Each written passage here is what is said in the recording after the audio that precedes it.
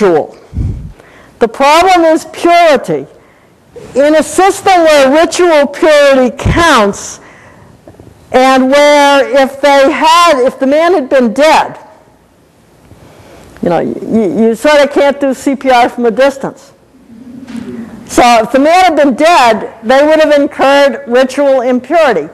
That's not a sin, but it means you got to go through a hell of a hassle for a week or more to sort of be purified so you can enter the temple and carry out those duties that as a priest or a Levite you are expected to carry out. So it's not against a system, it's not against a set of people. In fact, both Jesus' audience as Jews and probably a Samaritan audience, as soon as the priest and Levite appeared on the horizon, would have sort of checked them off as not likely to be much help. Not as a negative thing. Not likely to, they understand the constraints under which the system works. And anyway, it's a story. And in good stories, you always have two run-ups, and then you get the real one. So they're waiting for who comes over the horizon next. A second mistake often in reading the parables is to take every single one of the rich people, the kings, the fathers, as a direct mirror of God. And if you do that, you get into some problems. First of all, some of those rich people, kings and other sorts, behave in ways that are kind of negative. And as stock characters in ancient drama, that would be fine. But so to immediately translate kings, masters, or even fathers is a mistake. These are fictionalized characters. What Luke wants us to tell us is that in that interaction of these exaggerated but real fictionalized people, we can discover both negative and then the positive emotions that lead us into understanding what the kingdom of God is about. But to just simply translate these people directly as though they were images of God is going to come up with a lot of false interpretations. And a third thing to remember and to recognize is that first, second century Christians, Luke and the rest, they don't have to make Christian virtue better than everybody else for it to be virtue. In fact, part of the apologetic purpose is to sort of pick up on certain of these basic, common, shared virtues and show how they can be practiced. So interpretations that say, well, Jesus came along and the Jews never did this and they never loved anybody and they never cared about the poor, but look, we learned how to do this. That's simply wrong. That's not the way that he's operating. Both the Jewish Torah, properly interpreted, and the classical moralists, with which Luke's non-Jewish audience would have been familiar, would have accepted a number of these things. So we should not think we have to have Christian exceptionalism in order to understand the way in which the ethical teaching of these parables works. And that is very important with the parable that's coming up on Sunday, because the parable of the Good Samaritan is the conclusion to a discussion. And the discussion is, what is the Jewish Torah law really about? And the standard answer, which is also somewhat in the first reading for Sunday, but of course they chopped it up so it isn't as clear as it would have been if we had more of it. Unfortunately, it requires too much more of it, so I'm not going to put the more of it on when I read that on Sunday. But is simply that the whole point is the love of God. That God gave the Torah for people to turn to God with wholehearted devotion and love of neighbor. And the lawyer who's trying to set himself up for a little debate, score some brownie points with Jesus, he knows that. He knows that.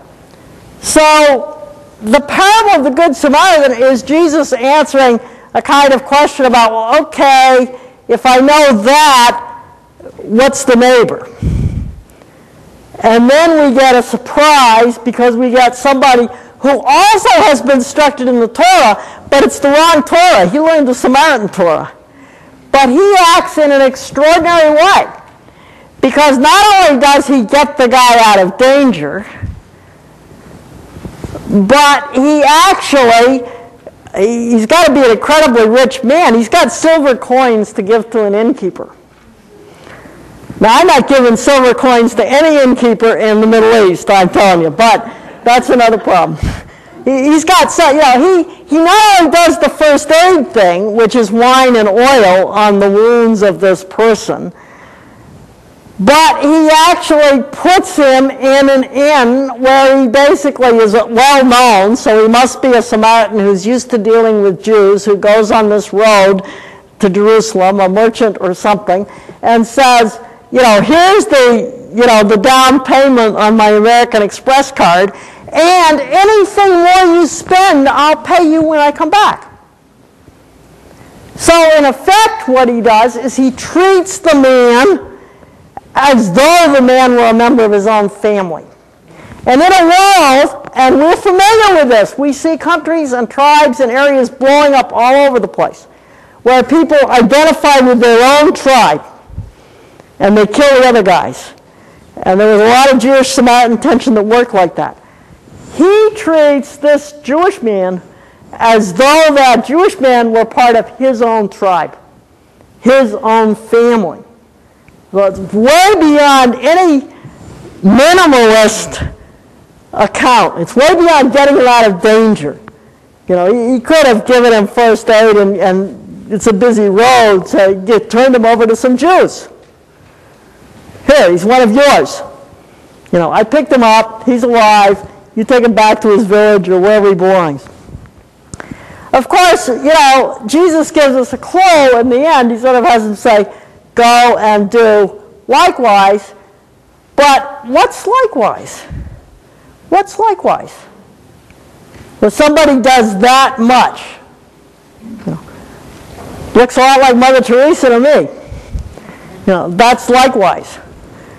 So it's a challenge, and that's the way in which Luke takes something that's almost an ordinary set of virtues that are taught in the Torah and that the non-Jewish audience would have known in terms of the golden rule, do unto others as you'd have them do unto you. But he sort of blows it out of the water with the extra almost exaggeration of the way the guy does it. It's very important, as you can see, to read all the details. A lot of the things in the story are details that we think we know the story. Oh yeah, a Samaritan came along and helped the Jewish guys. We don't look at the fact, hey, wait a minute. He's rich. And he's got silver coins. Believe me, most people didn't have silver coins. Most people had small copper coins and stuff. He's got silver coins. He's well known. And he stops and does this. So the whole pattern is very different. Another element that Luke has in the parables is he has a number of bad guys. And these come in also in some of the economic, the other side. If the Good Samaritan is a good guy in the parable, we have some stunning bad guys. And in some ways, that's almost consoling, I guess. Luke realizes that Christians live out this complicated thing we talk about as the Christian life in basically a world of scumbags. And a lot of these parables actually have economic edges to them. They actually have, some of the scumbags